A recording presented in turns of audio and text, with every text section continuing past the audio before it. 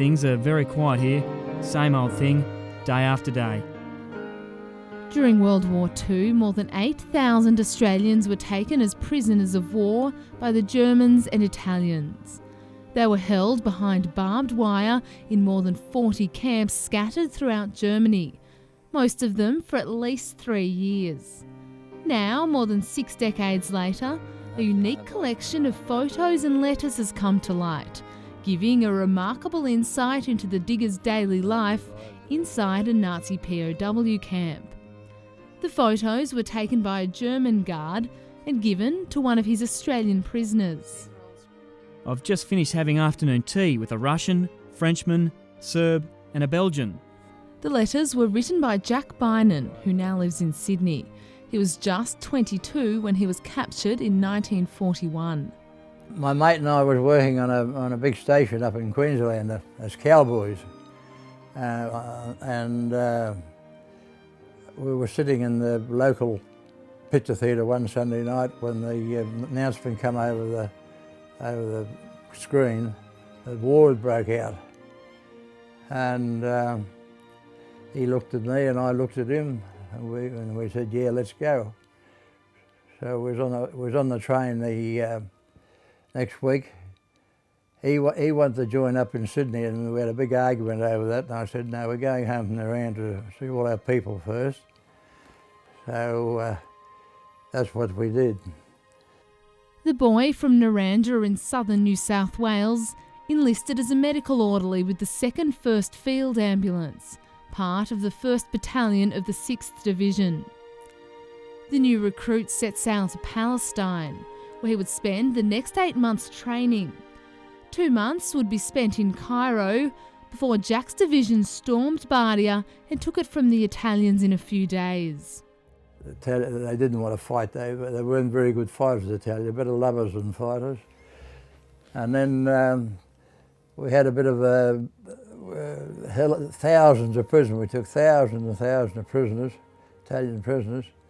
And then we waited for about 3 or 4 weeks, and then we sat outside Tobruk until the time was ripe, and then we raced in a storm and took Tobruk.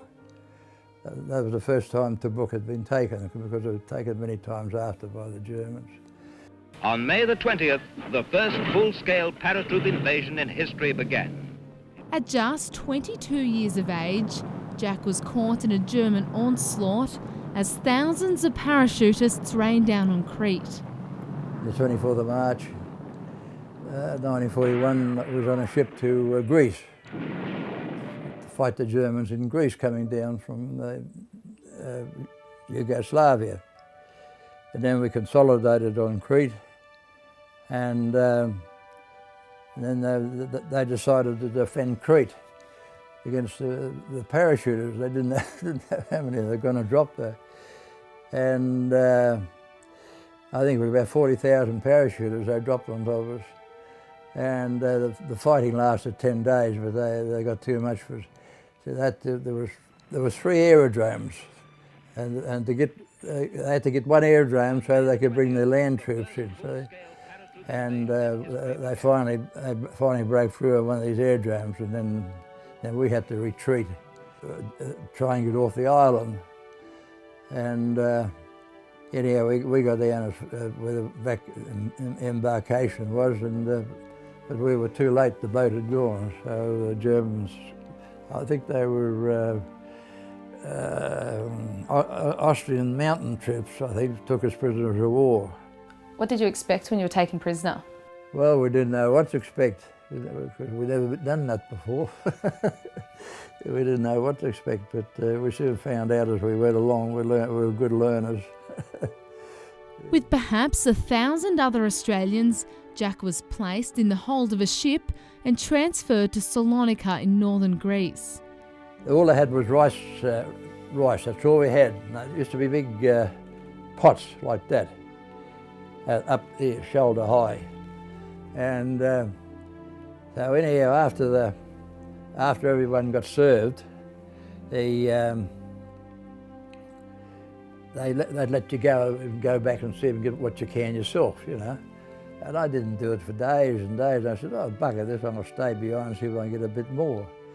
And I no sooner put my head down in the bin, I nearly went in the top of the bin. It was the bloke that nearly got me in the bin. He was a Pommy Marine.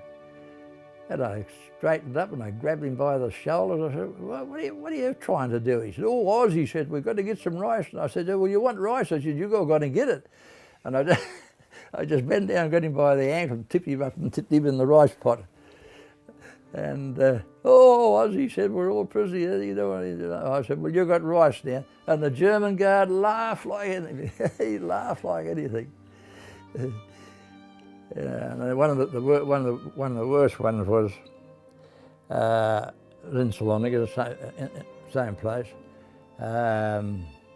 These Pommy Marines, they're only all 18-year-old kids. They've never even seen the action. The Germans caught them coming off the ship. And we were in the toilet one day and we had some beans for dinner, with grubs and all, and stones and grubs and everything.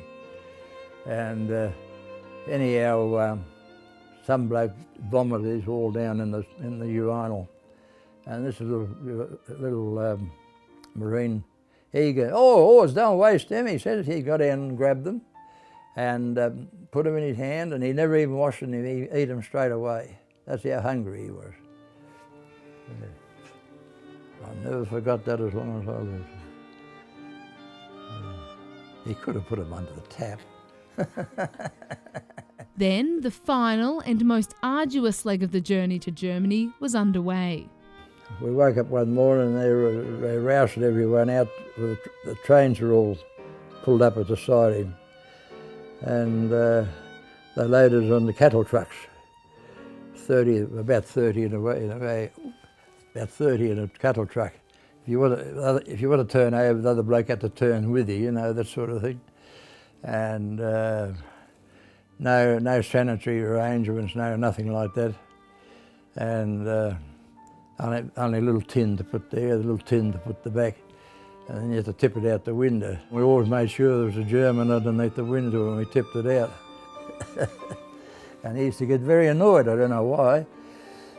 And then we went for 7 days and 7 nights to a place called Hammelburg, a little village in Bavaria, Hammelburg. And it consisted of all French troops from France. And that's where we settled in and spent the rest of the war in Hammelburg, Stalag 13C. The former German army training camp was to be their home for the rest of the war. In Jack's case, until he was repatriated 3 years later during a prisoner of war exchange. It was here that Jack acquired perhaps his greatest wartime legacy. How did it come about that you ended up with this amazing collection of photographs? I got him off a German. He was an officer, really, German captain. And I got him, and I seen him taking these photos around the place, you know. And I pulled him up one day. He didn't speak much German, English, and I didn't speak much German. Anyhow, we got there anyhow. And I keep pointing, going like this. That's how he got on. We went like that. And he said, yeah. And I said, every one of those photos, I said, oh, because we were getting cigarettes through the Red Cross every fortnight or something, month, a big tin like that. And they weren't getting any, the Germans weren't getting anything. They all had to go to the front. All cigarettes had to go to the front, to the men at the front. So we struck up a bargain and a friendship, and that's how I got all those photos through. Every one of them cost me a cigarette.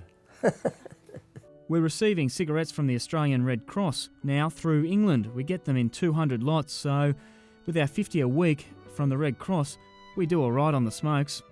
Fortunately for Jack and his mates, the Germans, for the most part, observed the Geneva Convention of 1929, which governed the treatment of Allied prisoners of war. The mortality rate of Australians in German camps is identified at 3%, whereas 35% of those held in Japanese camps perish.